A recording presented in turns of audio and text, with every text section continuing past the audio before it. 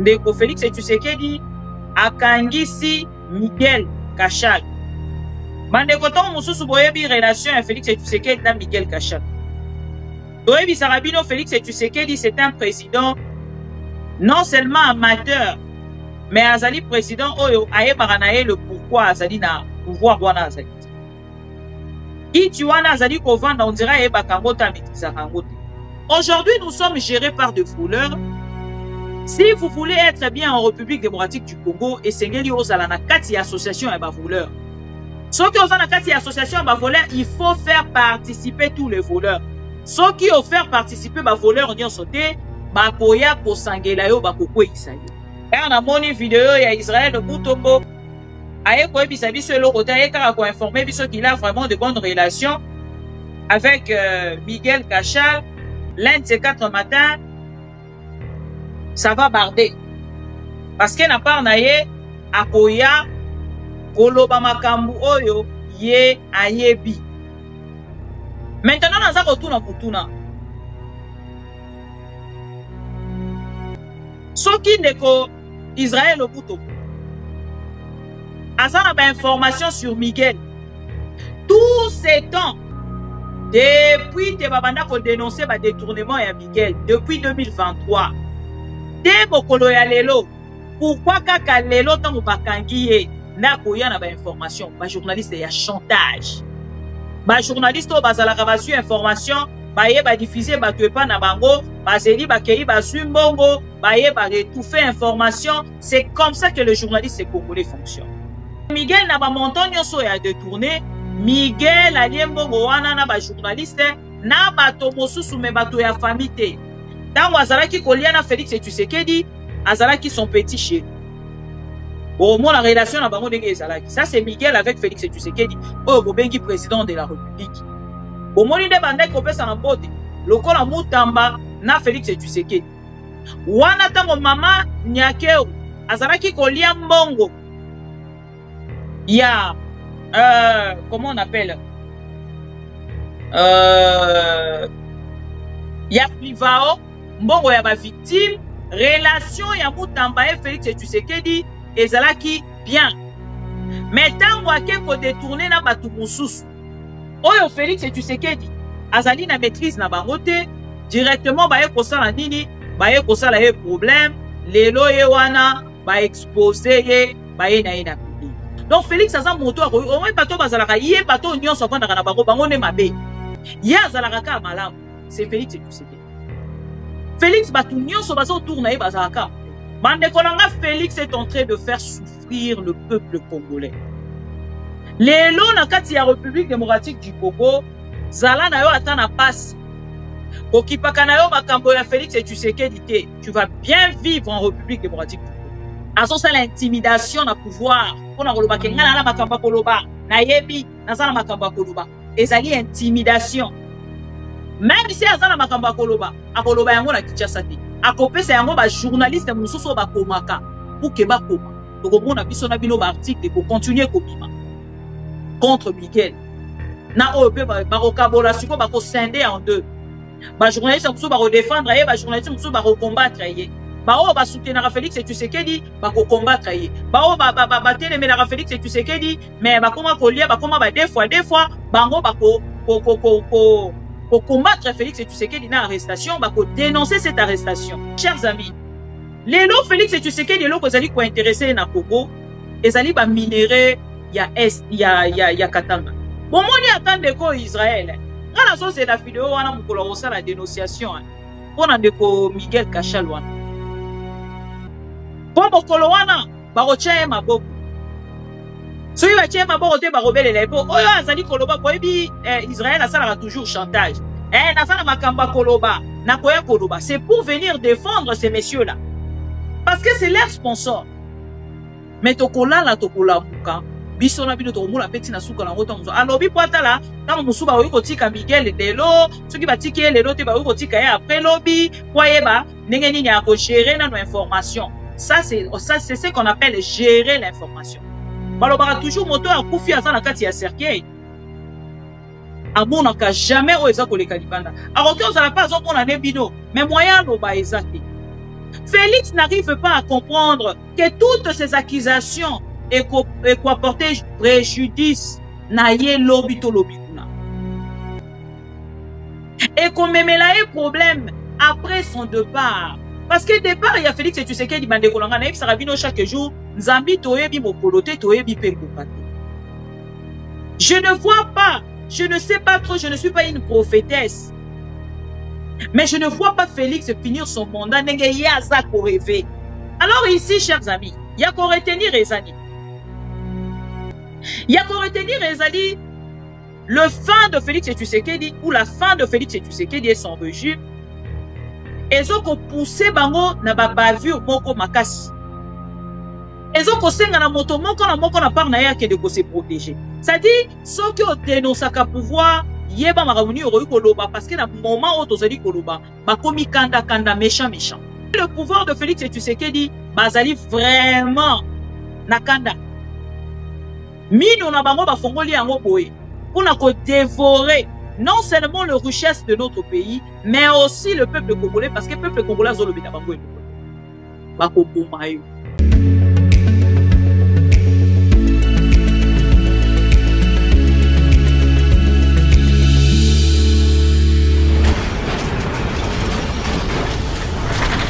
Ma Mission TV, le miroir du monde. C'est la télévision des pro-Congo. C'est la plateforme de tous les patriotes avec les infos à temps réel. Vérifié, vérifiable, sans trucage avec Maman Bibi Kapinga. La maman de tous les pro-Congo. La louba révoltée, toujours vers vérité, polélé. Pas de compromotion. Et si Katos Wakama Solognon Soyamboka Congo RDC Ma Mission TV plateforme Yaba Pro Congo Ma Mission TV Vaezongate Ma Mission TV Ilongo na mama Agupia Ma Mission TV Et si Katos Wakama Sango ya Solo Ma Mission TV Mission na biso Bokangola mi ya Congo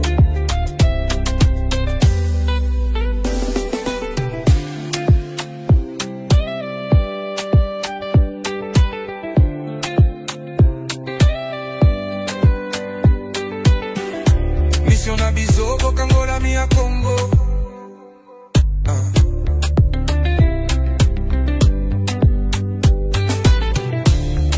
Biso Bokangola mi ya Congo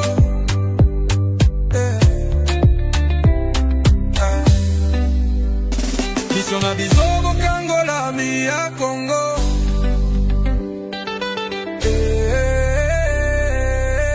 Ma Mission TV plateforme ya ba pro Congo Ma Mission TV Vaezangate Ma Mission TV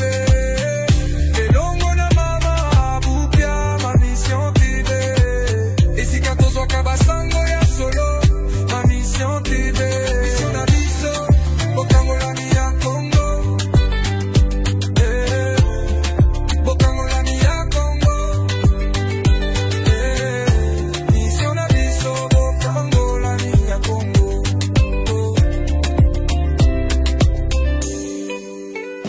Mission na biso, Bokangola mi ya Congo.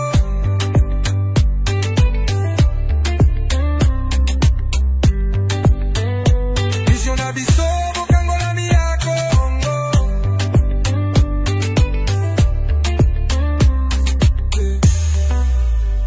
Mission na biso Bokangola mi ya Congo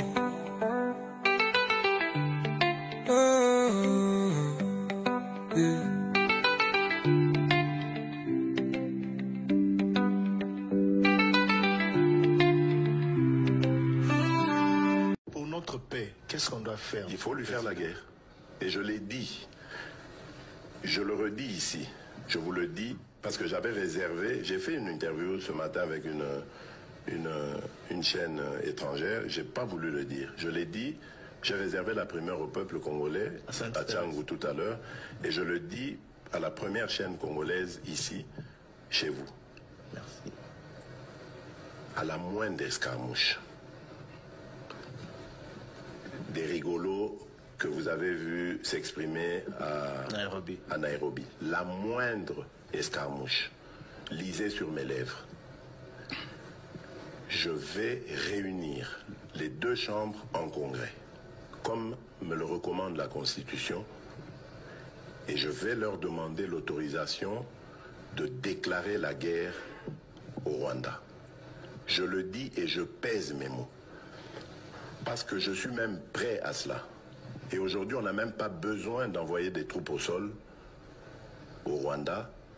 De chez nous, nous pouvons atteindre Kigali. Pourquoi seulement maintenant, pas hier? Parce que j'en ai marre. Ils inventent cette parodie d'opposition. L'Alliance du fleuve Congo. C'est Charlot qu'on a vu la chose à Nairobi pour repositionner le M23. Donc vous comprenez que j'avais eu toujours raison de dire je ne parlerai jamais au M23. Parce que je sais que ce sont des pantins que Kigali place et déplace comme il veut.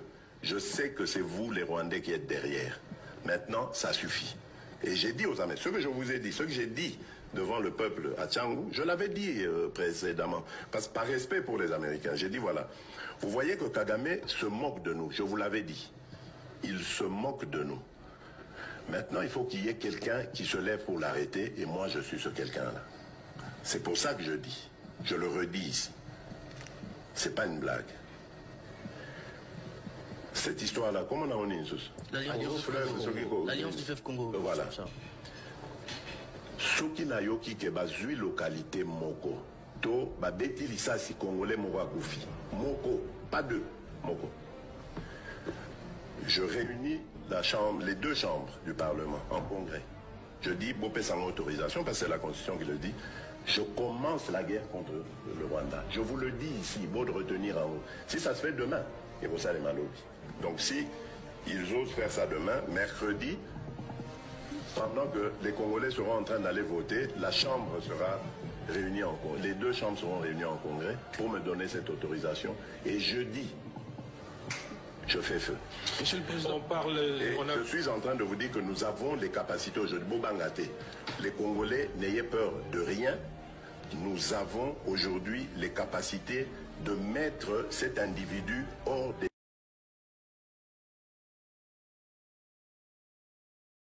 Les Pro-Congo, bienvenue. J'espère que vous allez bien.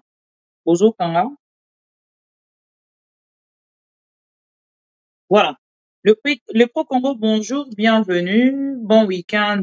Nabande Konyon, Sobazali Kolanda Biso à travers ma mission TV, le miroir du monde. J'espère que vous allez bien. Week-end des alliés déjà.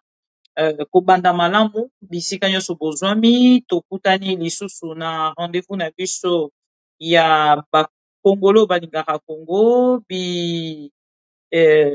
bisika nyoso bozwami, tobandi bongo ko partager live, nazomona boza mingi te, bobandi bongo ko partager live, ou boza absent, na bimananga na live yango, alors, ceux qui bozali présent, bobandi bongo ko partager live, pona bandeko nyonso balandaka biso, et segeli, tokende bongo na début déjà ya vidéo na biso oyo kobengisa bandeko parce que lelo tozali 11 lobi ezali 12 lobi ezali samedi journée ya gala de charité mawanga oyo bino nyonso boyebi tozwaki rendez-vous ensemble avec vous et sengeli bongo ebanda ekozala bongo mokolo ya lobi nakotia yango na monene po ke bandeko nyonso bamona yango journée tope soirée na koloba gala de charité mawanga et kozala bongo mokolo ya lobi le 12 juillet 2025 chers amis au réservat Kito ozalaki na présence na yo ya kosunga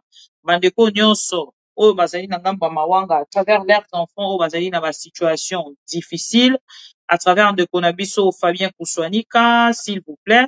C'est donc demain le rendez-vous au Tozeli pendant beaucoup de mois et Sengeli to honoré ndeko na biso Fabien Kouswanika parce que ma initiative oyo chers amis tozalaka na poto biso na bino toyebi bien que au coquille ou ne pas le faire ozala toujours na poto mundela ko refoulé yo te parce que yo zali kosala ba initiative ete pour mboka na yo. Alors chers amis, nous devons le faire, c'est très important. Soki tosali yango te et kozala penza eloko ya malamu mingi mingi te, chers amis au Congo de ma mission TV. Alors bandeko, rendez-vous ezali lobi bo mekampe ko talisanga bandeko nani na nani o bapesi mbongo na part na bango. Bandeko bo réserver bo kende bongo na ko salanga signe s'il vous plaît. Bandeko bo réserver déjà bo mekana ko salanga signal. Dans côté la retour na bino pour na koyeba si réellement vous avez donc réservé, chers amis. Voilà, na yebi kende ko mon premier akenda ki bongo na ko réserver Mama Jacquina, ndeko Alain Esanga, ndeko John Kaloso, bandeko baza mo ebele o bakenda ki ko réserver na ngambo na bango. Alors ekoza malamu mingi to kende na kolekana wana mokolo ya lobi et na bandeko ba réserva quitter le numéro de compte bancaire ezali bongo affiché na fiche na zali koche la bino BE 49 0003 32 02 84 71 ou 91 et 71 pardon pour la bandeko yo ba lobara bongo français. Voilà. Alors, chers amis pro Congo, bienvenue encore une fois. Merci pour la fidélité, confiance au Bozali ko renouveler. Dans ma mission TV, le miroir du monde, Tolwara Tozali, li sonabino esika information ezali, lito inabino, makolo nabino ko kita en temps réel, to sala kayango, bobo mesano ezali, bongo slogan na biso, o tozonga kana yango pona ko solo l'ensemble, na bandeko nyonso balandaka biso à travers cette belle chaîne d'information. Na moment où tozali koloba actualité où ezali ko dominer ezali bongo les propos ya cardinal Ambongo on a diffusé la kibino bokolo ya lobby. Lelo na rediffusé les bino yango ya 6 minutes en intégralité pour que bomeka bongo koyeba contexte nini cardinal Ambongo akendaki bongo na ko tenir ba propos wana o IDPS ezali bongo ko balola. Mais na lobara toujours na bato ya IDPS, quel que soit vos insultes, quel que soit nyonso borokende koloba sur cardinal Ambongo, sur l'église catholique, et sengeli nanga bona bino bozongisa mayele qui est sima pona koyeba te ya de convention o ezali bongo ko lier les cardinaux na Rome o ezali ko pesa interdiction na président na bino akende bongo ko cha maboko na ba cardinaux au bazali na kati ya République démocratique na cardinal au bazali na kati ya République démocratique du Congo pena ba évêque nyonso au bazali na kati ya mboka na biso. Si esengeli tolo ba kaka mboka na biso te tokolobela bongo ba mboka nyonso ya Afrique to ba mboka nyonso ya monde bazali bongo na convention o ezalaka bongo signé o ezali ko protéger ezali le roi to koloba ba immunité o bango bazalaka na yango na ngambo na bango o ezali kosunga na part na bango bazala protéger par rapport ya ba vérité o bango batiaka na bamboka ni mboka o bango balika. Mais awa na première partie nanga na ye plus na lobela likambo ya arrestation ya monsieur Miguel Cachal. Monsieur Miguel Cachal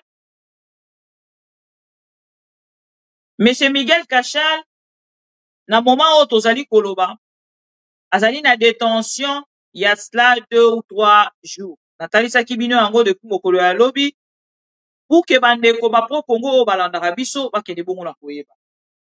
Natalisa kibino ke ya de journalistes o baliaka na sima ya monsieur Miguel Cachal.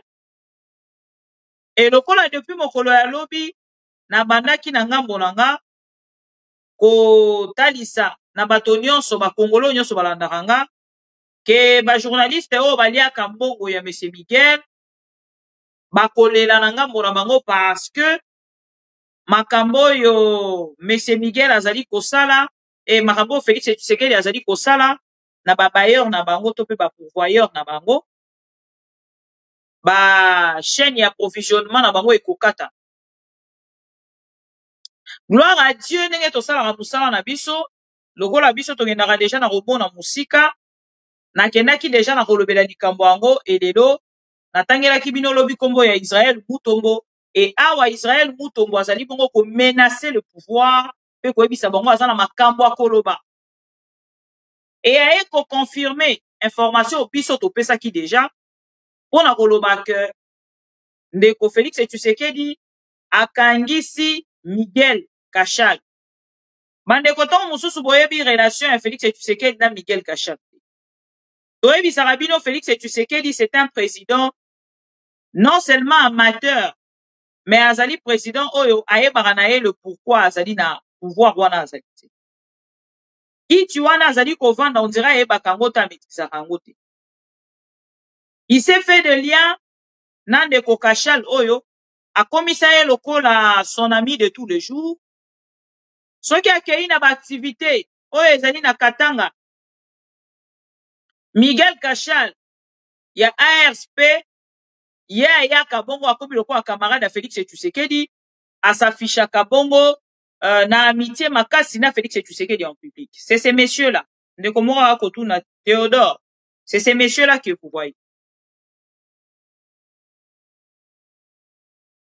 Alors, ndeko Miguel bakangi ye ba journaliste balingi babanda koloba. Balingi babanda koloba pona nini bakobanda siko kotumba pouvoir en place. Toyebi Sarabino qu'il n'y a pas de journalistes indépendants. Natangelaki bino Israël Mutombo comme moko ya ba journaliste oyo aliaka na sima ya ndeko Miguel. Natangelaki bino moto mosusu Patrick Lokala, c'est des journalistes oyo bobongama déjà boromona ezali ba journaliste oyo boko constater na ngambo na bango bazali ba journaliste oyo baroya ko défendre Miguel Kachal na mikolo ezali koya. Chers amis, lelo esengweza na ngambo na nga komona ke Israël Mutombo s'afficher ye moko en premier po azali ko observer soki barokanga Miguel Kachal tant mosusu 48 heures eleki déjà soki kokokisa au moins une semaine 5 jours après azonga bongo na télévision pona koya koyebisa biso makambo alingi ayebisa biso sikoyo. Posez maintenant la question à tous ces journalistes là. Bandeko nanga makambo koloba pona Congo eza ebele. Eza kaka makambo yo ya Miguel te. Aujourd'hui, les Congolais dénoncent sur le passeport. Les Congolais dénoncent sur banzela ezalité. Ba Congolais baza ko dénoncer sur likambo ya go pass. Ba Congolais baza ko dénoncer sur likambo ya ba paiement na bango. Ba Congolais baza ko dénoncer sur likambo ya ba avion ezalité. Banzela ya kolekana na kati ya République démocratique du Congo ezalité. Déjà soki tokei na capitale ezalité soki o mati okei ti na kati ya province déjà soki na capitale nzela ezate, je ne vois pas na capitale bato ba kolekana côté ni. Alors ici, chers amis, ba journaliste ba telemi na ngambo na bango balingi siko basala bloc. On a robana dénoncer sur une personne oyo a détourné République démocratique du Congo. Oyo azui misolo ya mbongo. C'est un petit de Félix Tshisekedi. Boromona photo moko na kochawa. Boromona Félix Tshisekedi a ko s'afficher na ye penza comme son ami quoi. Aza penza ko s'afficher na ye comme son ami. Rien à voir avec le président de la République, vraiment son ami. Oh, c'est là, pardon.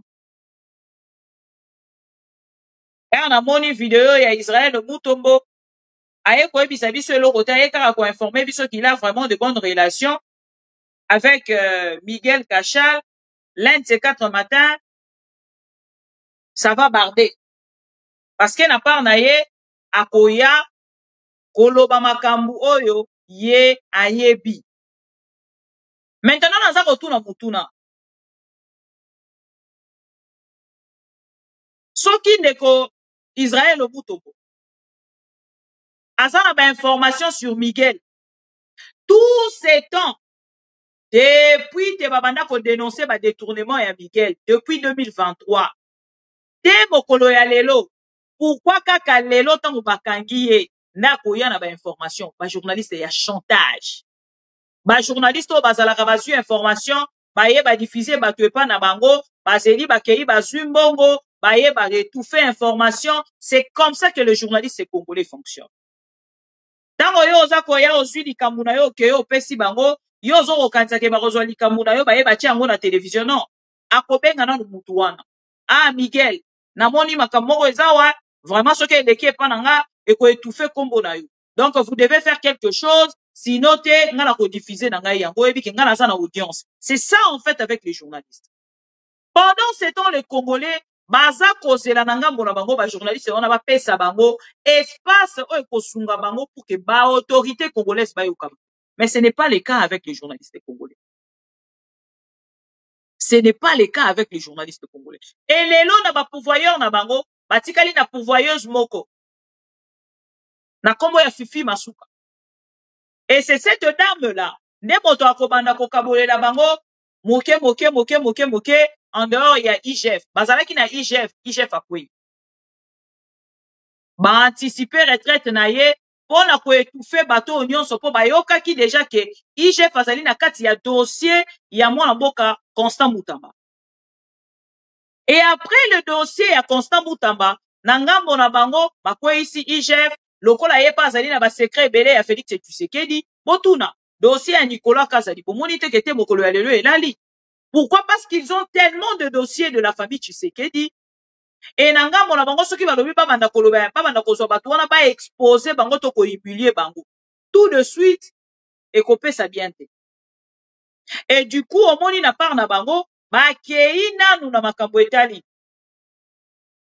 Kokanga Constant Mutamba et puis dossier à Constant Mutamba to banda kokende kaka boeti bo mona ya moko ba étouffer ngo pe Constant Mutamba dossier peut continuer du sous. Pour vous dire quoi, chers amis, aujourd'hui, nous sommes gérés par des voleurs. Si vous voulez être bien en République démocratique du Congo, et Sengeli Ozala na kati association à voleurs. Ceux qui ont na kati association à voleurs, il faut faire participer tous les voleurs. Ceux qui ont fait participer ba voleurs nyon sauté, bakoya ko sangela yo bakokwe isayo. Donc Miguel, na ba montant nyon so boyo ki a Miguel a détourné. Na lobaki angolobi na kotangela bino article wana lisusu lelo pour que vous comprendre de qui il s'agit. Ne faut comprendre que Miguel na ba montant nyonso ya détourné, Miguel aliembongo wana na ba journaliste na bato mosusu me bato ya famille te. Tango azalaki kolia na Félix Tshisekedi, azalaki son petit chéri. Au moins la relation na bango ndenge ezalaki. Ça c'est Miguel avec Félix Tshisekedi, oh bobengi président de la République. Omoni de bandai kopesa na mbote lokola Mutamba na Félix Tshisekedi wana tango mama Nyakeu azalaki kolia mbongo ya comment on appelle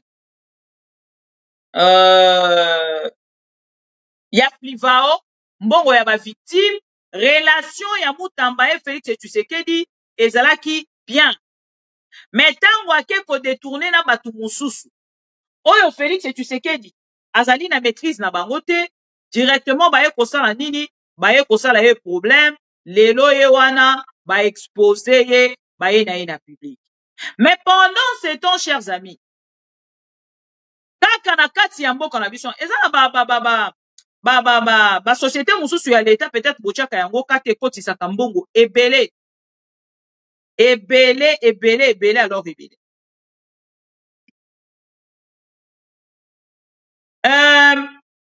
Na kotangela bino le petit bon un petit article hein, pour que vous mettez un peu vos idées na o Miguel azali na article na otangela bino un instant s'il vous plaît il y a Miguel voilà na article ya Miguel oyo eza pona bandeko autant mosusu baye ko rejoindre biso kaka mokolo alelo baza koyeba te Miguel ango azanani. Le Miguel que vous voyez ARSP Miguel Azali Mokonzi il y a autorité de régulation de la sous-traitance oh babengi RSPT na éviter ça vous comprendre RSP voilà donc ndeko Miguel oyo ya RSP Azali Mokonzi ya aza autorité de régulation de la sous-traitance dans le secteur privé. Et awa depuis mokolo ya avant-hier, baye kozongisa lisusu ba dénonciation sur ye, Oh, baza kolobela likambo, ya ba détournement o esalemi. Pona bandeko boyo ko rejoindre biso lelo. C'est sujet, on a rotalisa bino parce que biso tolingara plus makambo indi et nini tout ça, mais sika mbongo, ya ba Congolais eza kobima, ba Congolais ebele batiaka miso te. Na mbongo ba Congolais sika eza kobima oyo esali soni pe pasi lobi. Ndeko Miguel oyo akenda kobimisa en espèce 27 millions na 2024, 30 millions, 30 millions na 2025. Na article baza koyebisa biso ni. Kachel Katembe au cœur d'un détournement de plus de 55 millions, dont 27 millions en 2024. Naza ko arrondir, hein. Pourtant, nous avons un chiffre, on a pesi binona au pourtant, on va remis 25 millions, 6. Ngana ko arrondir, on a comme ça, on a 27 millions pour que, tout qui est bon, on a coûté l'autre là. Kachel Katembe Miguel, au cœur d'un détournement de plus de 55 millions, dont 25 millions, 6 en 2024 et 29 millions, 8. Donc 29,8 millions en 2025. Après de révélations sur le détournement de fonds publics en 2023 au sein de l'autorité de régulation de la sous-traitance dans le secteur privé, de nouveaux éléments viennent alourdir le dossier du directeur général Miguel Katembe. Selon nos investigations, plus de 55 millions de dollars américains ont été retirés en espèces. Beaucoup de la niveau batoba ko sakana na mbongo lelo. Kachel Katembe oyo. Ba kota lisa après investigation nyonso basali ndeko Katembe o bozo komona a détourné mbongo abimisa 55 millions na 2 ans. N'est-ce pas, s'il y a 2 ans, bimisi 55 millions. Pendant que baza kolandela mutamba kuna. Pendant que baza kolandela mutamba kuna. Na 39 millions, oh kuta simbi na maboko te, mais ce monsieur a déjà détourné na espace il y a 2 ans, a détourné 55 millions, s'il vous plaît. Et Bakota Lissa, selon les investigations Bakota Lissa en place, 55 millions de dollars américains ont été retirés en espèces en 2 ans depuis un compte Sofibank de l'ARSP. Ces sorties massives de fonds jugés totalement irrégulières selon plusieurs experts en gestion publique portent à plus de 100 millions de dollars le montant total de sommes disparues, pourquoi on a quoi arrondir, sous la gestion de Miguel Kachal depuis 2023. Une justification, justification. Yambongo wana oyo ya détourné. C'est cet article-là qui m'intéresse. Les explications qu'il donne qui m'intéressent. Ndeko ya lobi, une justification troublante, boyoka. Face aux interrogations internes, le DG Miguel Kachel Katembe a déclaré, selon des sources proches du dossier, que ces fonds ont servi à financer la campagne électorale du président de la République, Tshisekedi. Qu'est-ce que l'argent? Il y a société, il y a l'État, et ça n'a rapport nini na un candidat président de la République.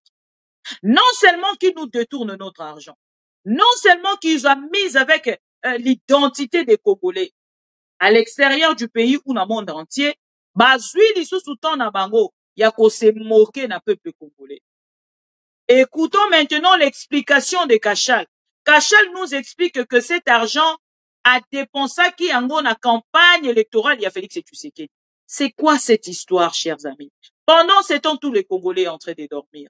Pendant ce temps, les Congolais ne veulent rien savoir d'autre que faire à Kobeta Wapidelo. Faire à Kobeta Lobi na Belgique. Ceux qui na Bruxelles, ceux qui na Paris, faire à Kobeta lobby. Mais après cette information, il y a musique. Après cette information, il y a place pour Okende Kobina. Quoi d'autre, chers amis? Nini lisusu ekolanda na sima nango ekoki kosunga peuple congolais. A justifier yango alobi ke mbongo wana 100 millions ekenda na kati ya campagne électorale ya Félix Tshisekedi. Yoka siko na kati ya commentaire. Une justification politiquement positive. D'autant plus que ces retraits ont été effectués, une justification politiquement explosive.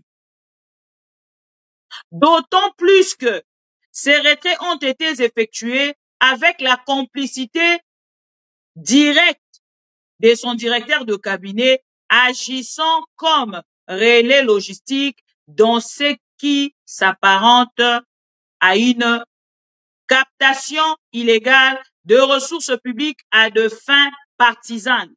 Wana bakomi siko ko accuser. Elingi koloba ke Félix aza na muto a confiance te.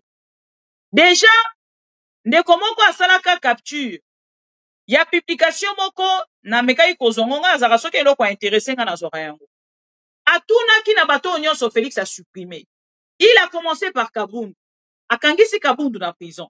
Ba accusé Kabundu de tout. Donc Félix aza moto a au moins bato bazalaka yé bato nyonso vanda na bango ne mabe. Ya azalaka ka malamu. C'est Félix Tshisekedi. Félix batu nyonso bazo tourna ye bazalaka mabe. Ndeko na biso oyo ya axe. Akendaki na republier, a supprimé Kabundu. A supprimé IGF parce que batu nyonso bayebi que le problème il y a IGF et un problème personnel privé ya Félix Tshisekedi. Yeboko moto asenga ki balokola IGF anticipa ki retraite na ye parce que akoma ki ko gêner a longoli a supprimer lelo ba supprimer Constant Mutamba biso nyonso toyebi que Constant zala ki pe inconstant et sengela ki asuka lolenge wana mais na image o ba pesa ki biso ya Constant Mutamba to bandai kozela te to mona ke basuka boye na Constant Mutamba mais basuka ki boye quand même atika ki sikoyo deux personnes momoni ana kotangela bino ba pourvoyeur ya bandeko ba journaliste ya Kinshasa ezalaki ndeko IGF principal sponsor na bango ezalaki IGF sponsor principal ya ba journaliste ya Kinshasa IGF boye sikoyo Constant Mutamba yaki kozwa pe relais un moment parce que akomaki kopesa mbongo na ba journaliste bomonaki ba article bimaki oyo asengaki misolo 50 millions 250 000 $. Pour na ko sponsoriser ba journaliste, pour na ko fournir ba éléments, oyo bango na part na bango ba ko partager ba ko nenge moko le barato populariser cette information.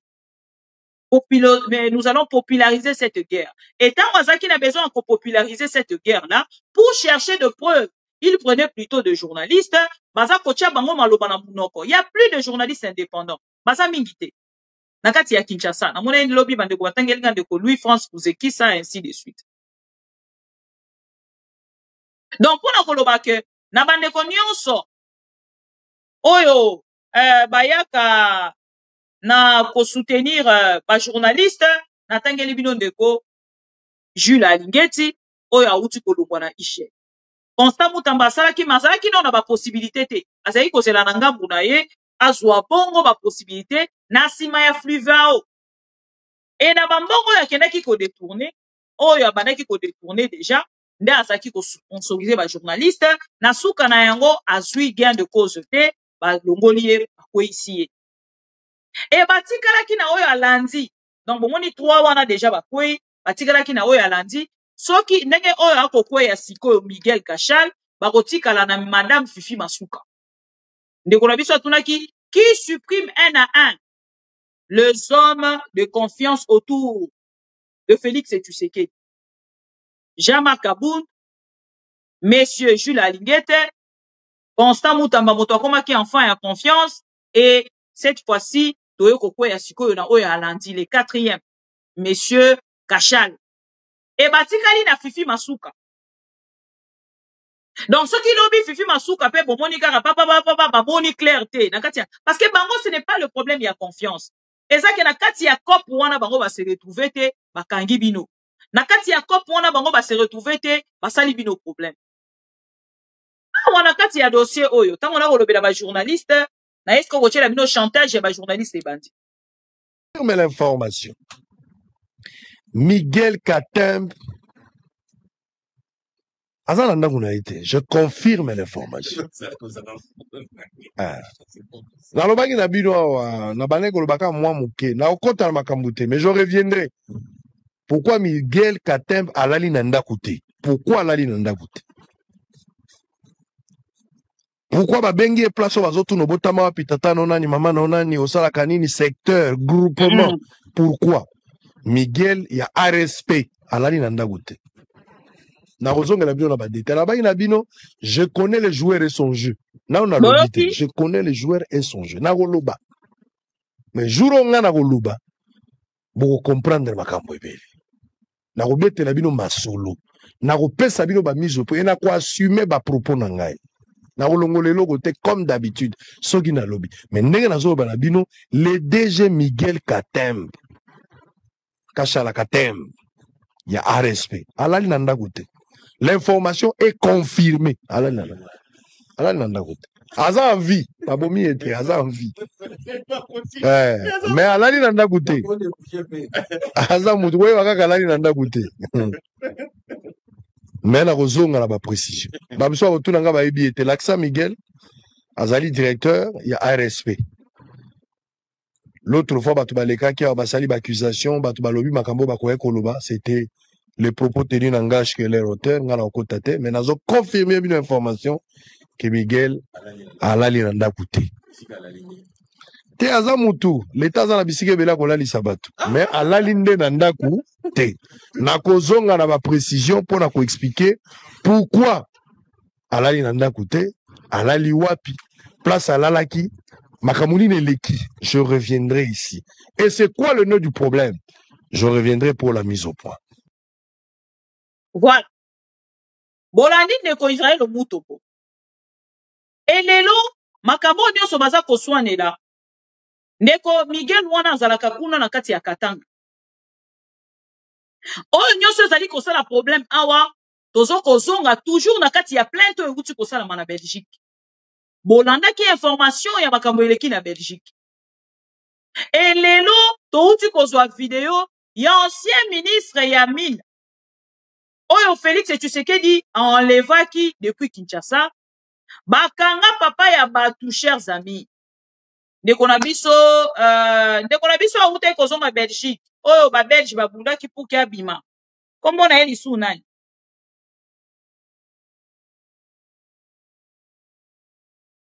Ndeko na biso oyo awute kozonga Belgique, s'il vous plaît. Bo edenga na kombo na ye. Kombo na ye ezokima. Oyo akende kosala na aner bakosela ke makambu ya comment il s'appelle? Bakosela ke makambu ya coup d'état. Awa makambo nyonso ezomema biso na dossier ya makambo esalamaki non. Kabwelulu te, ndeko Kabwelulu nde ancien ministre oyo bakangaki. Nazotiela bino video komona. Bakei kobimisa ba video ya moto ndeko Wondo, voilà, Jean-Jacques Wondo. Jean-Jacques Wondo ndeko na biso kokumisa nzambe. Et ma déclaration de Jean-Jacques asalaki, j'espère que na kozala na yango awa. Bandeko nanga Félix est en train de faire souffrir le peuple congolais. Lelo na kati ya République démocratique du Congo, zala na yo ata na pasi. Kokipaka na yo makambo ya Félix et Tshisekedi te, tu vas bien vivre en République démocratique du Congo. Mais soki kaka oza mutu yo kokoto komi kosokipe na makambo ya République démocratique du Congo, ndenge biso tosalaka boye, tocha mutu na biso makanisi na biso nyonso na oyo eza kolekana na kati ya mboka, ndeko nanga, tu ne vas pas vivre longtemps. Ou bakokanga yo, il faut être tout le temps, il faut aller du bon côté de l'histoire. Ndenge ndeko F Bazaï baluba na biso. Il faut aller du bon côté de l'histoire. Du bon côté de l'histoire, bisika moyibi ezali, bisika détournement ezali, bisika koboma peuple congolais ezali, bisika ya ba arrestation arbitraire ezali. Soki ozana ngambu wana te, chers amis, yebaka ke lobi okolala olamuki o se retrouver na aner. Il faut aller du bon côté de l'histoire. Détournement avec transparence. Voilà. Du bon côté de l'histoire, il y a Félix Tshisekedi. C'est pour vous dire, chers amis, les lots Félix Tshisekedi, les lots que vous intéressés na Congo, ils allaient ba minérer, il y a Katanga. Ba minérer ya Katanga, oh, Félix Tshisekedi, azali koyiba. Yena famille na ye, oh, ba uti ko accusé, 9 membres ya famille ya Félix Tshisekedi.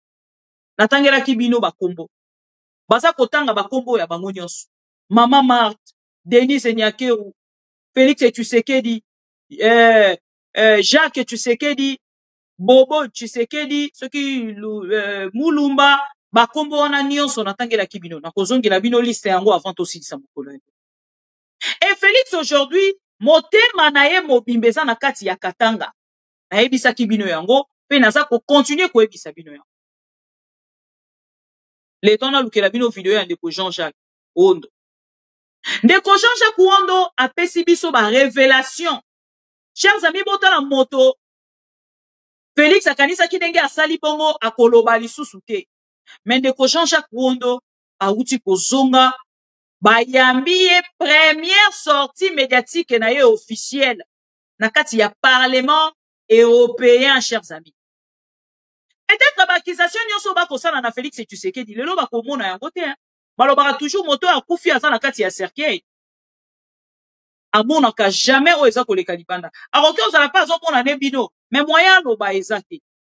Félix n'arrive pas à comprendre que toutes ces accusations et quoi porter préjudice na ye lobi to lobi kuna. Et qu'on memela ye problème après son départ. Parce que départ, il y a Félix Tshisekedi bande kolanga na yebisaka bino chaque jour, nzambi toyebi mokolo te toyebi pe ngoka te. Je ne vois pas, je ne sais pas trop, je ne suis pas une prophétesse. Mais je ne vois pas Félix finir son mandat. Nenge yaza ko rêver. Botangi ba résolution, il y a parlement américain. Na koye la bino ba résolution. Dites aux dialéloliste, vous avez tout votre temps. Yako sepela, yako seka, yako loba nyonso bokoloba. Yako yana ba fausses informations. Vous avez tout le temps. Mais tout ce que je sais, votre pouvoir est à la fin. En dehors, yako yeba ke pouvoir na bino eza na suka, naza komona te, eloko nini lisusu ekoya lelo, pour que meka ko approvisionner Félix Tshisekedi na pouvoir na ye. Il a échoué sur tout le point. Yango aza kotala ba richesse na ye lolenge nini akobomba ye.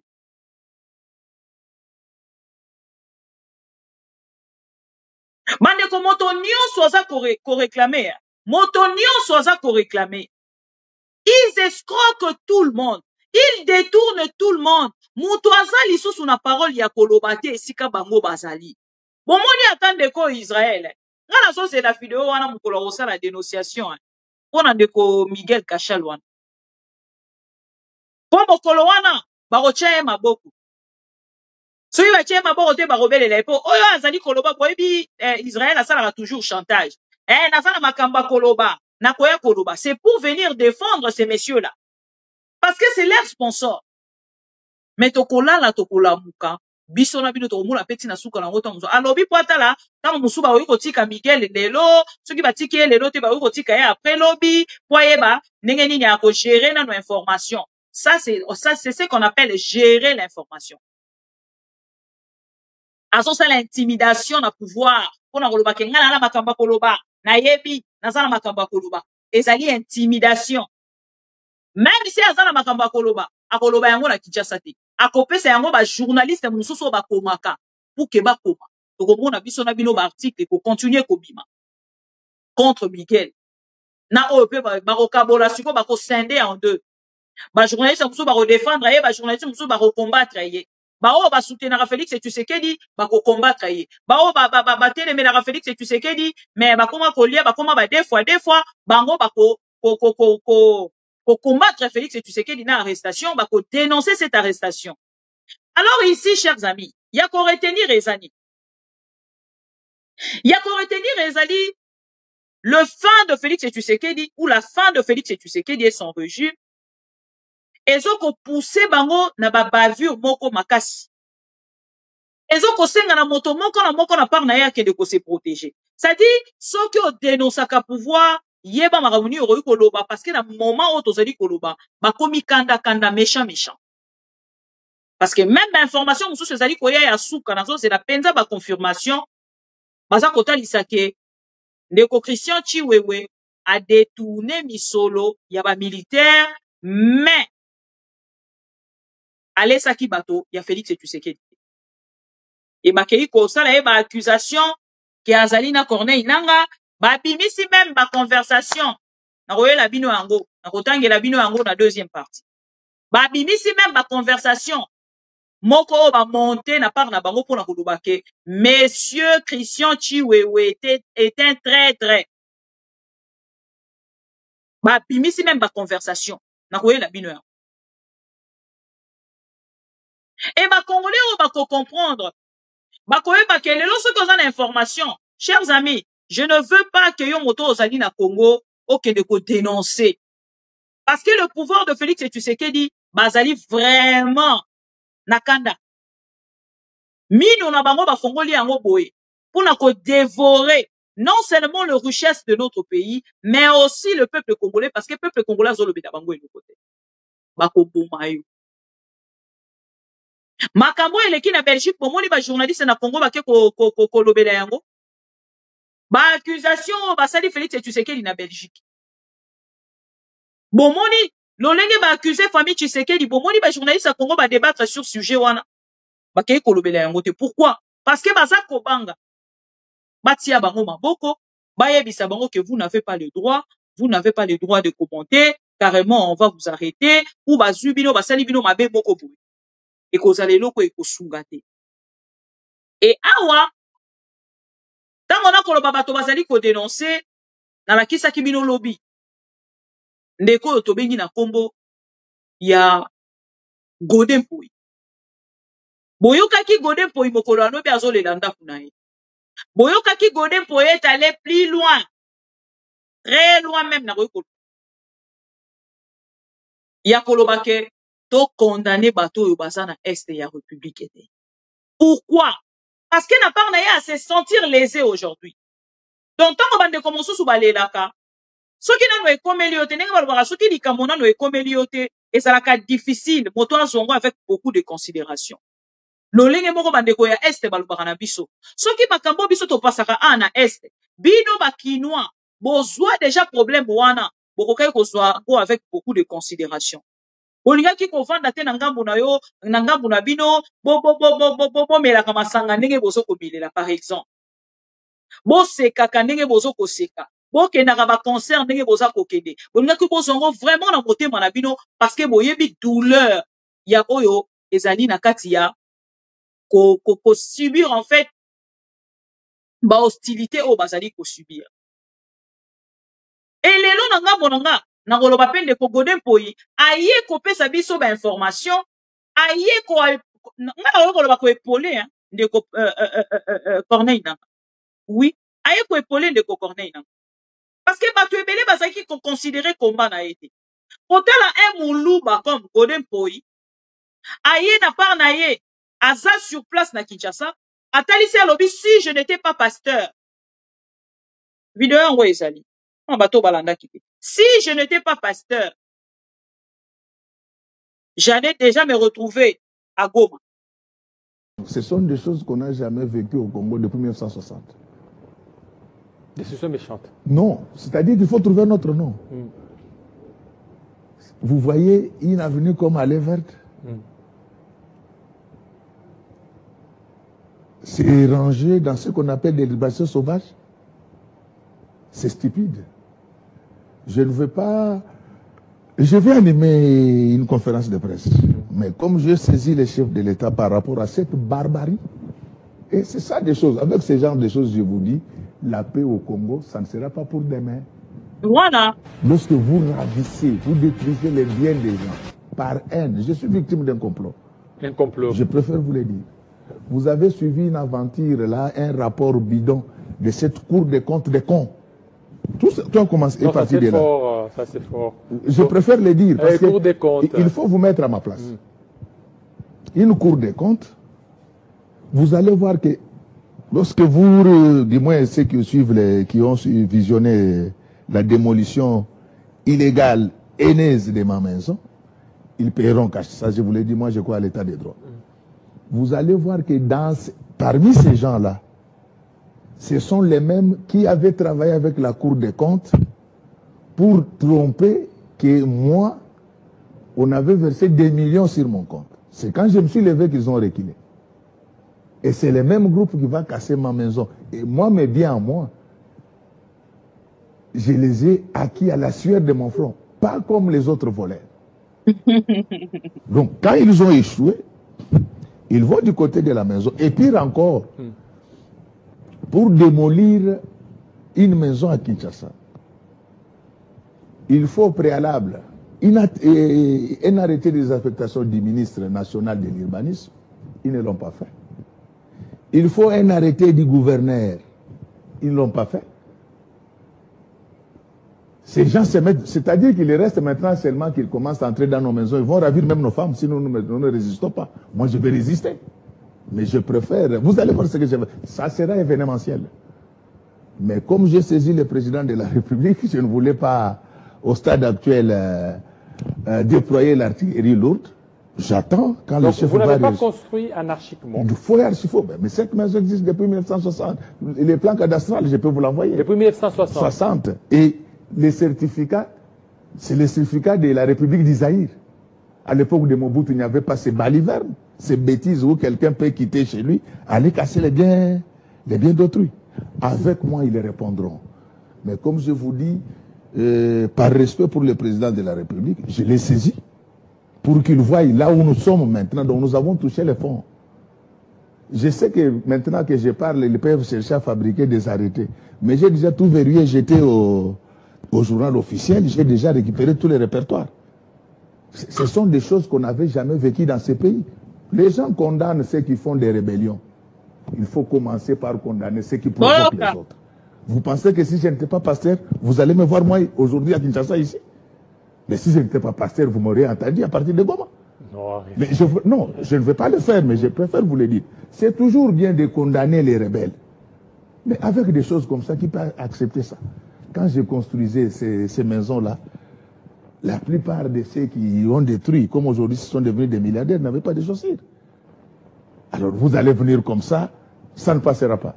Vous pouvez me faire confiance. Oui, mais... En fait, ça ne passera pas. Mais je voulais vous faire voir les irrégularités. En droit foncier congolais, une parcelle cadastrée ne fait pas partie de l'emprise publique. C'est fondamental. Mais lorsque vous avez des autorités qui ne connaissent pas ça, alors, c'est-à-dire que nous avons touché les fonds. Merci. Donc, je vais revenir là-dessus. Je demande à la population, merci pour les soutiens, merci pour les appels. Par respect pour le président, je vais attendre pendant des semaines. Et après, je cracherai du feu. Merci beaucoup. Pour cette maison-là, on va me tuer. Mais on ne va pas me tuer. Je ne veux pas mourir. Je vais me battre, je vais récupérer mes biens. C'est honteux. Vous prenez C'est honteux. Et je vous l'ai dit, je demande au peuple congolais, avec ces comportements, oublions la paix au Congo. Merci beaucoup, pasteur Godin Poy, surtout oublions la paix. De votre intervention. Vous n'avez rien avant, il y a de cela 5 ans. Vous n'avez pas de chaussures. Merci. Et vous, aujourd'hui, vous prenez le courage de venir casser ma maison? Monsieur. Voilà, merci. Donc, comme j'ai dit, par respect pour les chefs, je n'en parle pas parce que je l'ai déjà saisi, j'attends la suite. Mais on ne va pas permettre à Léopold de revenir au Congo. Voilà, merci. Voilà, c'est bien dit. Voilà.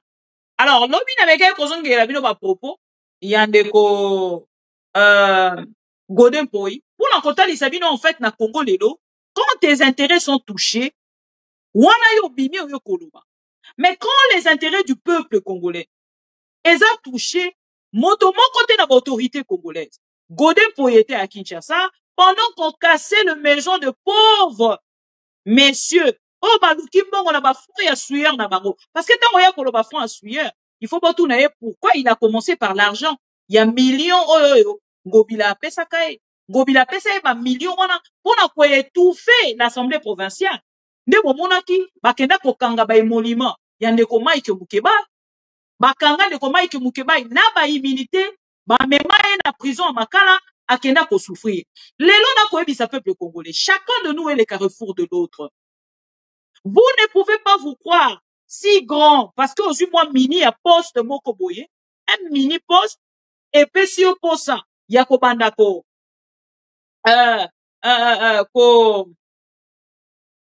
voilà comme moi monene koleka bato nyonso. Komi tia penza na considération na plus de valeur pour les kaba congolais nyonso. Et lelo c'est un Godin Poyi qui plaire là. Godin Poyi a faire souffrir Mike Mukeba ibo. Mike Mukeba iti lelo bazana ba nyongone be molima soki ya 3 ans mobimba ba futa été. Prison, de prison en prison. Et lelo na ngambo ya Godin Poyi aza koya kotalisa lobi ndako yo nyonso eza cadastré ezali na kati ya emprise ya l'état te emprise publique te. Sikoyo tozongi na yebisaki bino lobi ke na kolukela bino video ya ndeko na biso kombo nani Emeka. Merci beaucoup pour la vidéo. Ndako bozo komona o eza ndako ya Emeka. Ndako eza ndako ya ndeko Emeka. Botala yango bien. Aluki video yango na Facebook enfin na zui. Ndako ya publiaka donc première maison na ye a sombi na kati ya République démocratique du Congo. Ba ye ba koti ba buki yango. Et dérangeant pour tout ba ye bise il n'a plus le droit. Ba ye na ba engin ba buki yango. Est-ce que bon la ba ndeko Emeka no l'artiste musicien. Aleki na télévision abandi ko commenter pour na koloba ke o ngai ba buki ndako nanga omoni ye kuto aza pe chrétien. Ye aza pasteur te aza chantre hein. Ndeko Godin Poyi un pasteur hein. Est-ce que boyoka ki Emeka no lobake non l'un de ces 4 matin bokomo nanga kuna na goma soki nazalaki pasteur te non. Quand déjà une personne a les intentions ya kolobake soki nazalaki soki déjà ezali intention. Vous devez retenir ça. Soki ezali déjà intention. Et soki déjà muto alobi soki nazalaki pasteur te donc il a déjà les intentions. Na mboko ezali na l'état na bakonzi na mibeko alingaki kozala déjà interpellé dans le 24 heures. Donc aujourd'hui en République démocratique du Congo ceux qui olingo loba faut la muluba. Je suis une luba na yebi de quoi je parle. Ceux qui olingo la considérer makambo zoko loba et zo penza considération il faut la muluba. Ceux qui oza muluba makambo yo koloba bazu yango na considération. Ceux qui oza muluba te vous n'avez pas le droit et ça pouvoir na biso baluba. Baloba yango bayokaka biso soni te. Bayokaka ba congolais soni te tang baloba kan. Eza pouvoir na biso baluba. Bayokaka soni te pona koloba yango. Donc lelo soki olingi oloba na kati ya République démocratique du Congo, poza muluba parce que bakambo ya lobi soki ezalaki un katangé tout de suite bake kokanga ye. Bake kobwaka ye na kasho. Ndenge bokomona bakosala arrestation na bakatangé. Chasse au katangé bokomona. Makambo yo Godin Poyi a déclaré si c'était un katangé tout de suite basuye. Mais ce que ça entre bango ba bengi yango kambo asumboa aza mutu na biso aza lésé aza frustré il faut pas meka koluka chef de l'état akata likambo. Ce que ezali bango état de droit ba ke koluka ngo na OIA. Mais ce que ezali batu mususu des traîtres des traîtres. Non. Un pays ne peut pas être géré comme ça chers amis. Nous ne sommes pas là pour rien. Nous sommes là chaque jour pour la dénoncer. Makambo ezo kolekana na mboka na biso ezali normal. Na koto ko ebisa bino ke Félix Tshisekedi aujourd'hui. Na batu na ye nyonso basangani na part na bango pona ko pumola misolo ya République démocratique du Congo. Na kotalisa bino une vidéo d'un monsieur qui dénonce le pouvoir. Yeyo azali ndeko na biso pe kasayen. Oui, bonsoir Maman Sandra. Oui, ezangai petit na yo Jean du ciel na ye kolela mingi liboso na yo pona koluka solution na droit na ngai na mutoki na ngai. ngai na vi na ngai nayebi kosala misala mibale misato te nasalaka mosala na ngai kaka moko ya kicommissionnaire. Naza mutu nabotami na kini te, naza mutu nabotama na mboka. Nauti banganda jika, bamona jitu, bambujimai, naye na Kinshasa oyo koluka vi. Koluka vi ya kicommissionnaire. Nabandi kosala kicommission na bakartier na moni koswana eza mingi. Naye kosala effort na mati na ville. Ta na mati na ville nakomi kobunda bakambo nga kicommission gauche droite ko booster ba image na ba internet gauche droite. Nde esalaki nayeba na bato ebele. Bakonzi ebele na bamboka wana Kinshasa wana. Alors koyeba nayeba na bakonzi ya mboka ebele nayebani lelo oyo esaliki nateka immeuble oyo immeuble Sabena na bato ya famille présidentielle DG Akadasa Minye o azali bokilo ya présidentielle ya Fati na grand frère na sénateur Roger. Alors tant on a teki immeuble grand frère ya bokilo ya Tshisekedi atindi propriétaire wana parce que liquidateur azaki na belge. APC mutunga sapisa mo commission ngepana bango ya kuchanger na makambo wana. Depuis immeuble tekami ça fait 1 année et 7 mois. Na osenga mo na commission 1 année et 8 mois. Bazo pesa ngai te. Na keye koloka même ti na avocat juridique à Tshisekedi. Avocat juridique ya Fani Tshisekedi qui a trouvé une solution. Abandi ko bunda na ba sommation mais vu qu'il y a moni qui ayo komona ki makambo isa présidentielle, makambo za famille présidentielle a se retirer na makambo wana. Ser na ngai, vie na ngai ekomaki menacer makasi, ekomaki très dangereux. Malheureusement nazaki na famille te na Kinshasa te, oyo bakoka koya kosima mpona koboma te. Alors bato ya quartier ama oyo nayebana na bango moko nde basungaki ngai mpona kratisa braza na bimamboka mpona zwa solution. Nde esala bimanazo bimana mboka lelo oyo parce que na mboka na nga moko nakomaki mal à l'aise. Talaka ba DG wana bazaki na mbongo ebele bana pouvoir mpona koboma ngai ezokute eloko moko te ezaki eloko moke. Nazaki na bimi na nga na mboka wana mpona mawa ya Nzambe. Alors mama Santa na yosenga yo mingi omeka kosunga ngai ko partager vidéo oyo pour que na trouver solution na bato nyonso bamona lito oyo nga na etaki mpona IDPS. Lito nga tra pa IDPS bato bayebi mwana jitu bayebi Chabitanda azalaki chef à IDPS à monene kuna to litaka makambo wana je me rappelle en 2008 2009 2007 to litaka makasi tozaki na colonel moko na mwana jitu wana major Kapuku to bunda fort mpona IDPS kosala ba marche koyemba Kabila za mwana ndumba alonga na pouvoir to sala lolenge nyonso kosala tena ba mwana jitu wana ba mwa luso to bunda fort mpona IDPS na Kinshasa le 16 janvier tulobisaki nani kengo 4 langues walobaka vraiment le 16 janvier 2016 pona ko kiloba ke o Kabila doublé mandat te atika pouvoir tosala nyonso kosala ke Tshisekedi a retiré ba signature ya apesa ki pouvoir na kanani na ni failo comme président a retiré signature sinon pas zongate.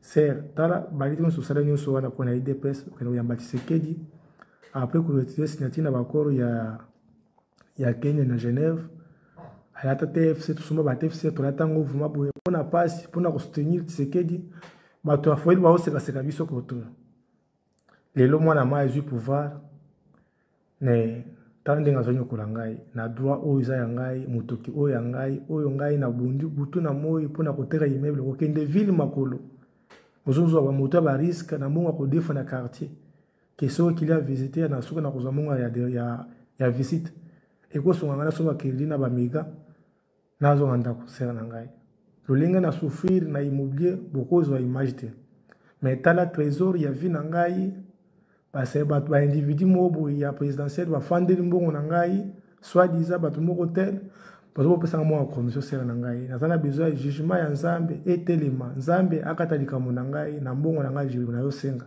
ezali makambo alikuta te eza makambo vrai ba papier ezali makambo tout eza nango en ordre tout nasengi mbongo na ngai ya commission sœur na ngai sunga ngai sœur na ngai Sandra vraiment oko partager vidéo partout moto nyonso ko vidéo asimba motema a partager.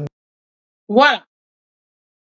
Ndeko na biso ya mobile auti nganda jika aye na Kinshasa tango to koyebisa bino ke bato baza kopumola mbongo ya République démocratique du Congo. Ndeko yo soki tolobi tozwa numéro na ye tobenga ye tokota contact na ye ayebi bandaku nyonso Félix Tshisekedi asomi na Kinshasa. Donc ye ndeko akozala important autrement. Moi je pense que je vais lui contacter et je vais garder en fait contact na ye. Aya ndenge ya kindeko ya muluba parce que na moni ye pas en moi tribaliste. Auti na nganda jika abundaki na ngambo ya IDPS babundisaki Kabila et lelo baza ko subir parce que bango na part na bango babandaki kokanisa ke soki Kabila longo la pouvoir lelo bango bakomi kolia ngombe donc ofandi ka na ndako boye ato sali musala to komi kolia ngombe c'est ce qu'il pensait mais lelo ils ont ko frapper ye mais ndeko moi en fait kota la vidéo na yo eza na mawa pété autant que zaki ko lia o bandaki ko se retrouver au lobaki te. Tango balie yo 1 million soki 200. Ya pourcentage na yo fana ki ozo epa ya Roger Tshisekedi. Wana nde siko oyeli biso information pour que to ya to compatir na yo. Mais to wana to compatir na yo pona nini? Pona intérêt na yo. Ba droit na yo oyo balie. Eza problème te. Bandeko ba Congolais ba bambanga ila maman de pro Congo charge. Na ko combattre na ko bunda. Mais yebaka yango déjà na famille Tshisekedi soki oye déjà na télévision boye puis oponi ba télévision à mabe télévision vérité okotika la lisusu kozombo wana te là esengeli déjà oyeba. Chers amis, na likambo ezali kolekana na famille Tshisekedi na Bruxelles esengeli vraiment tocha makelele pona yo parce que tant to koloba ke bato baza ko yiba mbongo ba Congolais baza ko appauvrir le peuple congolais baza ko ngana linga koloba mo ko pumola mikisolo ya république na linga mo wana makasi et nyonso baza ko sala wana ba ko futa ngo na Congo wana musika te na Congo musika te et to kozwa résultat na yango kalate awa déjà naza komona lolenge Cardinal Ambongo encore une fois. Yayo yango papa. Merci. Parce que bato epele baza kokoka koloba te. Merci encore une fois. Ndeko courage, ndeko awuti mwenedi tu aza kolela mbongo na ye Félix Tshisekedi. Siko boye bisanga Godin Poi. Yo ozali na contact direct na Félix Tshisekedi. Population oyo nyonso eza na relation na Félix Tshisekedi te. Boko se référer na makambo na obaki na bino na début. Kima Congo pono loba. Soki okibi Congo te. Oke exil lokwa ndeko ake exil te. Tango moso tango azaki na Kinshasa azali ko sekanga wana azo kodia mbongo wa Félix Tshisekedi. Et lelo a se retrouver que Roger Tshisekedi na soki Anthony Tshisekedi bake ko détourner mbongo na ye oyo ya ba droit na ye sengelaki azwa tout de suite akomi mwana mama Sandra akomi koluka babelela ndeko Pero Luara akomi koluka babelela ndeko Fabien Kuswanika babelela mama Bibi Kapinga babelela batu nyonso po bakota likambo na ye. Ce n'est pas ça le Congolais. Et sengeli to mekaka ko se soutenir entre nous. C'est très important. Pour que to démanteler vraiment par raison nyonso ya Félix Tshisekedi et sengeli biso nyonso to se soutenir mutuellement. Pour que lobi raison na bango mobimba ezala démanteler. Bon moi ba pesi biso lisusu ba vérité mususu sur Boudimbu. Donc chaque jour tozo la na ba détournement, tozo ko la mukana ba détournement, tozo la na ba détournement, tozo la mukana ba détournement. Félix Tshisekedi tue, il ne blague pas. Mande kolanga ba bomi de ko Chéribé Okende. Et puis le dossier de ko Chéribé yango na ba tomboli bala musi yango. Ba bomi de ko Chéribé Okende juste pona makambo etali mbongo. De ko Chéribé akenda. Si lelo to ko retrouver kaye lisusu. Combien de fois yo ndeko yo ozalaki même pas député yo ndeko yo boye ben ndeko nani Cherubin okende azalaki député hein, avec les immunités hein, bapomi ye batie ye na kati ya sanduku bakunzi elobeli bango eloko. Ils n'ont même pas considéré cette famille. La douleur de cette famille, jusqu'à aujourd'hui, elobela bango eloko. Baya bayebisi biso a se suicider à 3 balles. A beti bala liboso, alobi na kufi bien te. A beti ya misato, alobi a te, o esimbi te, ayo obete ya misato. Ils se sont pas gênés pour venir nous le dire. Ils ne se sont pas gênés. Et pour que baboma yo, ezolobela bango eloko te. Christian Tshisekedi, aza na charge ya makila, ya ndeko Cherubin okende. Félix Tshisekedi aza na charge ya makila, ya ndeko Cherubin okende. Elobeli bango eloko te. Ndeko oyo asali malamu ndenge akimi, yango nayebisi bandeko, boko se référer na makambo na bena bino na debi.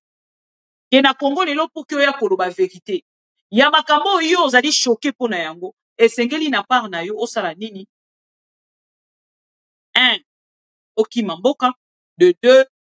Oloba vidéo. Et tant oza koloba, faut se rendre vraiment compte que ozali na sécurité. Attendez que biso tolobaka boye na poto, au-delà de tout, tomeki quand même komitia na sécurité moko ata ya 50% pour que tomeka koloba. Parce que na koyi koloba te ke sika naza na sécurité. Sécurité nzambe. Parce que na bato nyonso to fréquenta qu'on ne sait pas qui est qui. Et c'est seul Dieu qui nous protège. Na peuple congolais wa alingara biso. Chers amis, aidons-nous vraiment, mutuellement, pour que na part na biso, to s'entraider, pour que na part na biso, to komisa message. Surtout, ya oyo bandeko na biso ya Katanga, bakei ko accuser famille Tshisekedi. 9 membres ya famille Tshisekedi belges sont accusés na ngambo ya Belge. Bakoya kosamba parce qu'ils sont de Belges. Soki baye kosamba te, bakozala bongo raye na liste.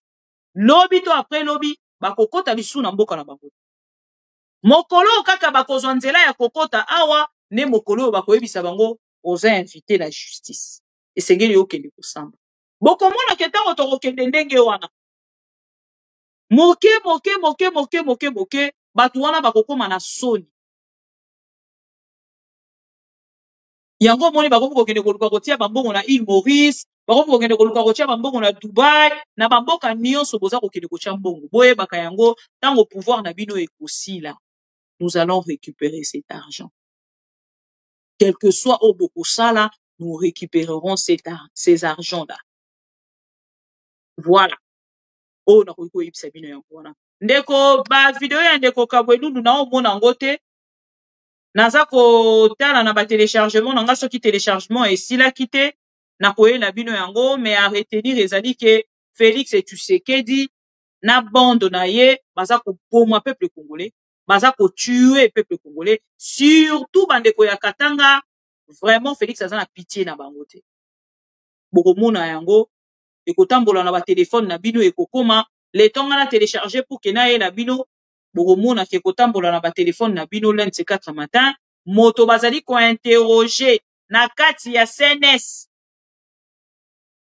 vidéo ekende bongo ko fuite bimati na kati ya réseaux sociaux bandeko nanga tokomi na niveau moko non tokoma te na République démocratique makambo boye non to ekomi na biso te na koko lelo ezali kokomela biso ezali po biso ba congolais tonzimaki te tobandaki kokanisa ke IDPS nde bazali ba sauveur ya et lelo les congolais pleurent pour ça.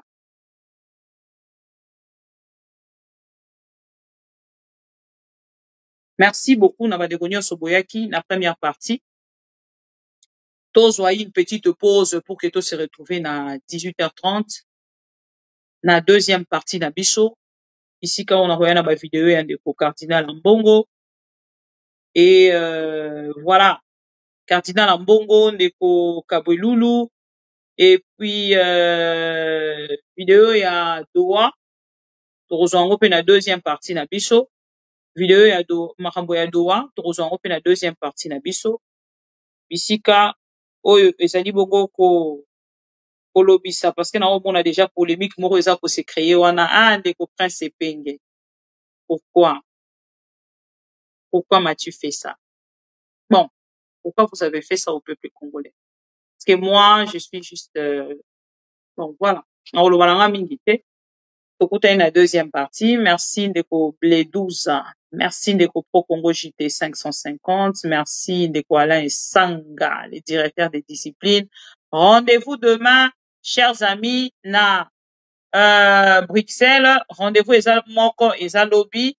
Na ndeko na biso Fabien Kouswanika, gala des charités Mawanga. Lobby ezali le 12 jours J-0. Déjà na royu koloba yango. Pour ceux qui lobby -1. -1 eza lelo. Lobby eza déjà 0. Donc, chers amis, gala des charités Mawanga, ezali mokolo ya lobby le 12 juillet 2025. Tous à la wana na 19h. Na ebi kezana misusu barokende concert à faire. Mais s'il vous plaît, to bandi non ndeko na biso Fabien, ezala tabisika o toroya o passer moment ya malamu pona bana na biso ensemble et après vos ambiances, après nini toto bandi pandeko Fabien, ok kosilisa na concert. Et à toutes les personnes au Bakeina nous avons réservé aux numéro BE 49 0003 32 02 84 71. Aux ici vidéo ou kyoyoka et kozala malamu mingi. Alors, ndeko nyon a besoin à son adresse s'il vous plaît. Au Betty Drève Olympique 60 10 70 Anderlecht Bruxelles. Nde sika adresse ya milulu ya minene ya munene kozala mokolo ya lobby na ngambo ya Bruxelles. Laissez-moi respirer juste 30 minutes pour en revenir un peu plus tard avec d'autres informations. Je vous aime tous, à tout à l'heure. Ma mission TV, c'est la télévision des pro-Congo. C'est la plateforme de tous les patriotes avec les infos à temps réel. Vérifié, vérifiable, sans trucage avec Maman Bibi Kapinga. La maman de tous les pro-Congo. La louba révoltée, toujours va vérité pour l'élé. Pas de compromotion. Et si Katos Waka, ma solonion, Soyamboka Congo. RDC, ma mission TV. Plateforme Yaba Pro Congo, ma mission TV. Ma mission TV. Ilongo na mama Abupia, ma mission TV. Ezika tuzwa kabasango ya solo, ma mission TV. Mission na biso, bokango la mi ya Congo.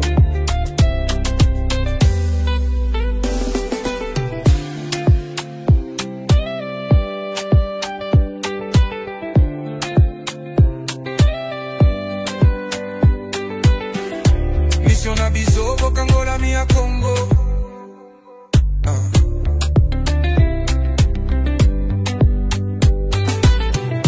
Mission na biso, bokango la mi ya Congo.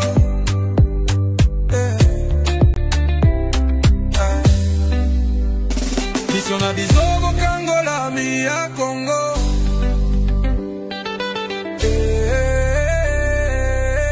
Ma mission TV. Plateforme Yaba Pro Congo, ma mission TV. Parezangate, ma mission TV. Elongo na mama Abupia, ma mission TV. Esika kozwa kabasango ya solo, ma mission TV. Mission na biso, bokango la mi ya Congo. Bokango la mi ya Congo. Mission na biso, bokango la mi ya Congo.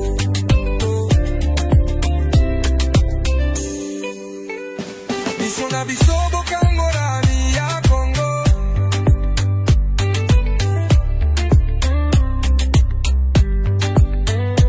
Mission na biso, bokango la mi ya Congo.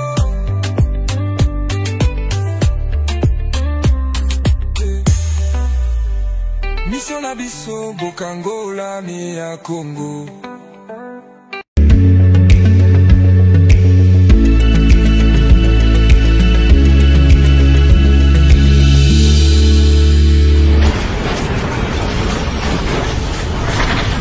Ma Mission TV,